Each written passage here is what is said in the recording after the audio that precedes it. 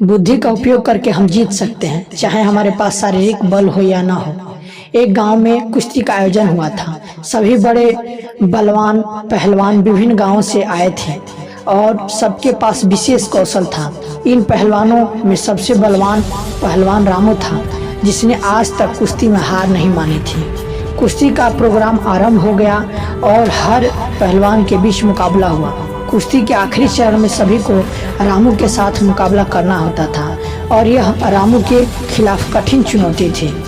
आखिरकार कुश्ती प्रतियोगिता का विजेता केवल रामू ही रहा। गांव के सरपंच ने रामू का हाथ ऊपर किया और उसे विजेता घोषित किया और इनाम के रूप में 5 लाख रुपए दिए। रामू ने भीड़ में बोला, क्या इस भीड़ में कोई है जो मुझसे मुकाबला कर सकता है?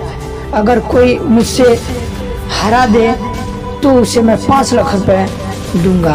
अगर मैं जीतता हूं तो वह मुझे 1 लाख रुपए देने के लिए तैयार है। क्या किसी को इस चुनौती को स्वीकार करने का विचार है? भीड़ के सभी युवाओं ने आपस में नजर मिलाई, लेकिन किसी ने भी साहस नहीं दिखाया। रामू हंसने लगा, यह देखकर कि कोई भी मेरी चुनौती को स्वीकार नहीं कर रहा है। उसी समय एक पतले और दुर्बल आदमी ने बोला कि हाँ, मैं लड़ूंगा आपसे कुश्ती।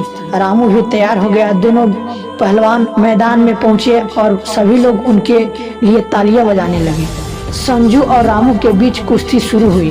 संजू ने कुछ इस तरह से खेला कि वह रामू के हमलों से बचता रहा और स्वयं को सुरक्षित रखा।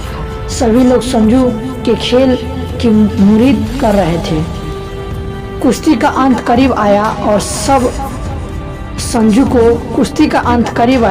और अब संजू को लग रहा था कि वह कुश्ती में कुछ गलती कर रहा है, लेकिन वह यह भी जानता था कि अगर वह हार गया तो उन्हें 1 लाख रुपए देने होंगे। संजू ने अपनी चालों को ताजगी से बदला और रामू को पकड़ लिया और उसे पीछे की ओर ढकेल दिया। रामू ने जबरदस्त हमलों के बावजूद संजू के मजबूती से पकड़ा और रामू को अच्छी तरह से दम घुटने के बीच में लगा दिया।